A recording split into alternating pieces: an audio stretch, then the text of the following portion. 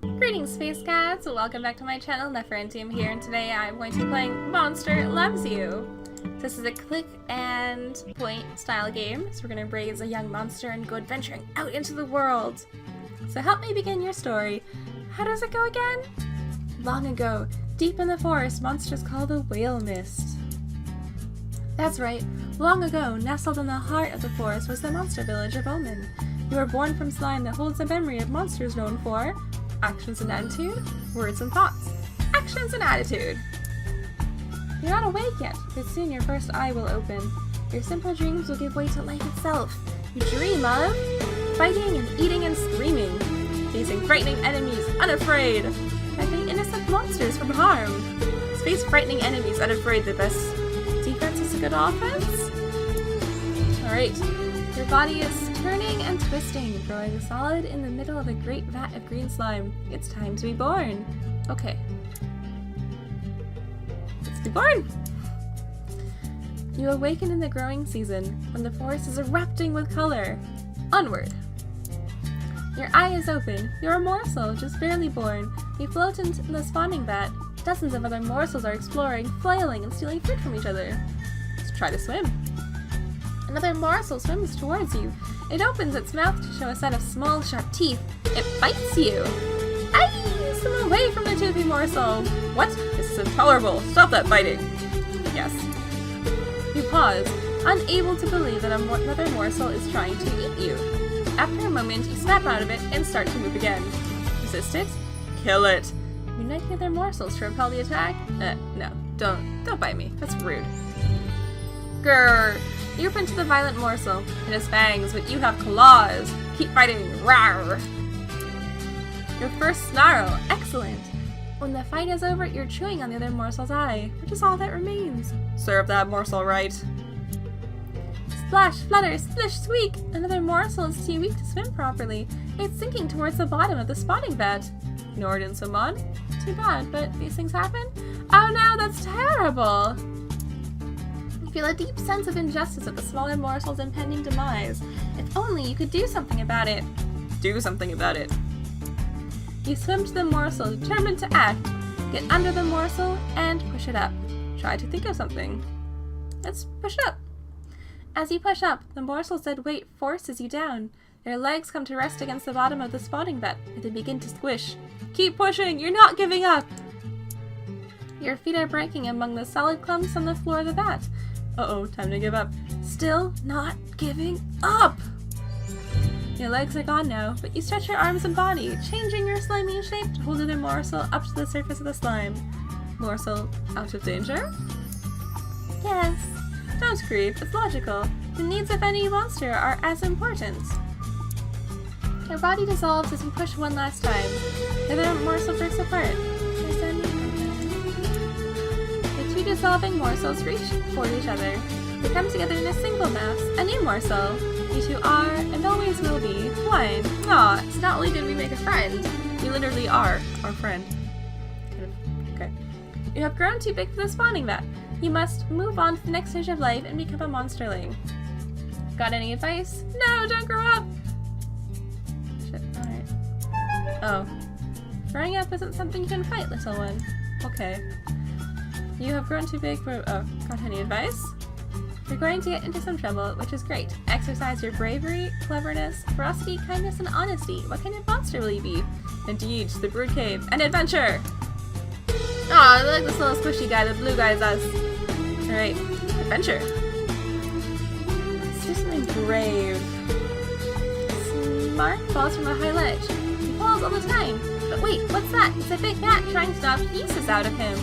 Try to separate them without hurting either. Tackle the bat before Smart is hurt. Cheer for the bat. Tackle the bat.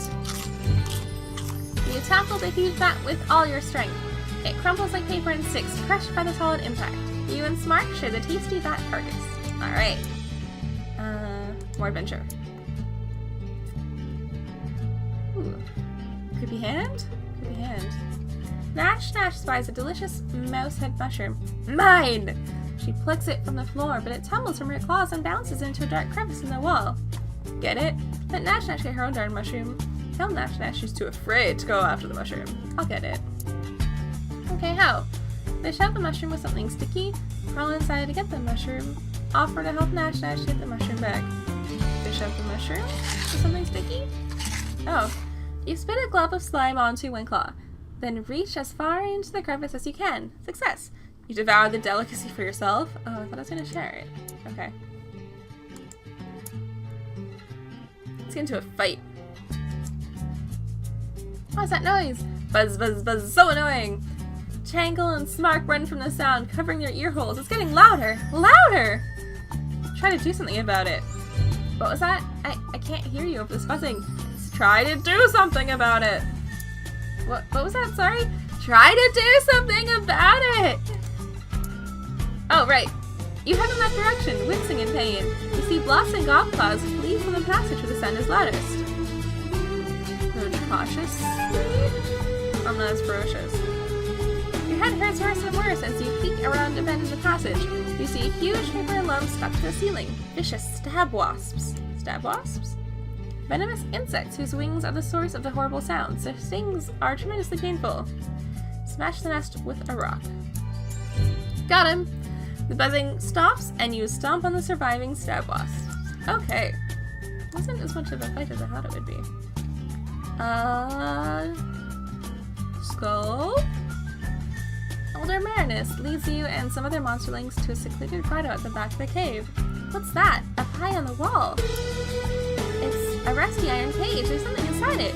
Some rocks, maybe? It's a collection of bones. Marinus says, this is a human skeleton.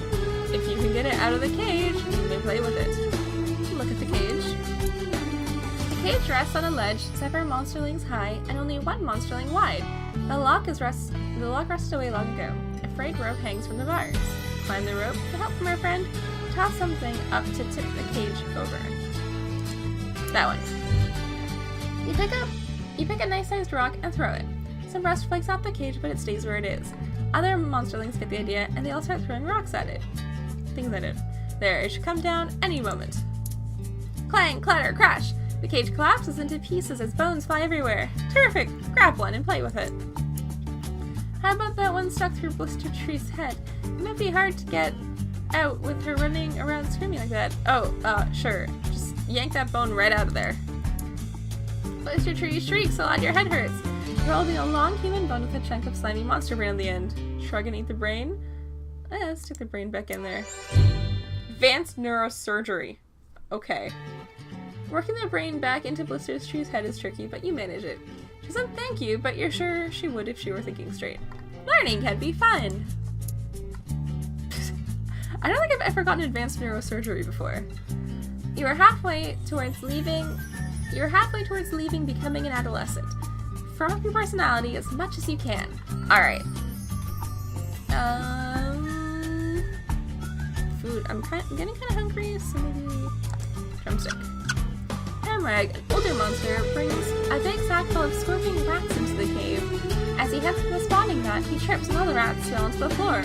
Gobble up some rats, help some escape, help Hamrag catch them. You race this way and that, catching rats and tossing them into Hamrag's bag. He pats you on the back. Accept the older monster's praise. Hamrag says, nicely done. You could have just eaten them, but you saved them for everyone. You might be worth raising after all. Hamrag gives you an extra rat to eat. Yeah! Okay. Let's help a scared guy? 3 gangly adolescent monsters wander into the cave and start poking Gobclaws with sticks. She tries to get away, but they surround her.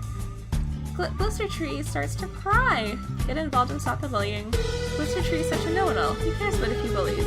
Looks like fun. You can get a stick and help poke Blister Tree. No, stop the bullying. You approach the conflict. Know what you can fight them all, convince them to sleep with words. Oh yeah? Keep your sticks, taste these claws. Get others to distract them, then slice them up with your claws. Keep your sticks, taste these claws. You whirl onto the first monster's long bird-like legs. She leaks red slime as you move on to the stomach of the next bully. They flee, convinced a small army is attacking them. Wow, I'm not very brave. I'm kinda clever. Let's see.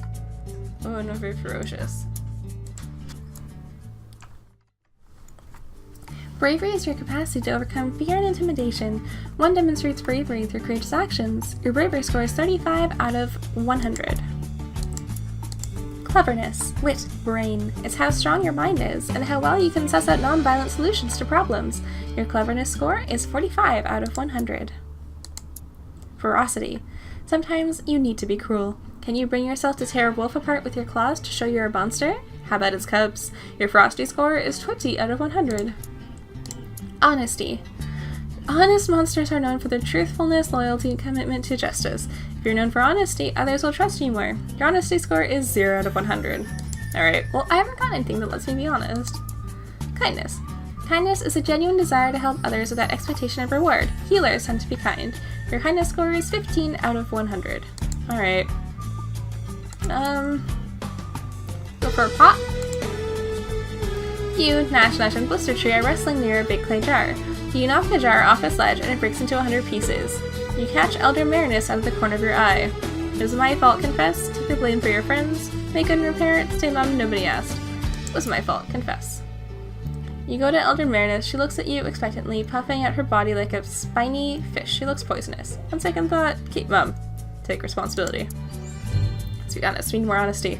She looks at you for a moment, then puffs. It's alright, it's a jar. These things happen. Then she pats you on the head. Okay.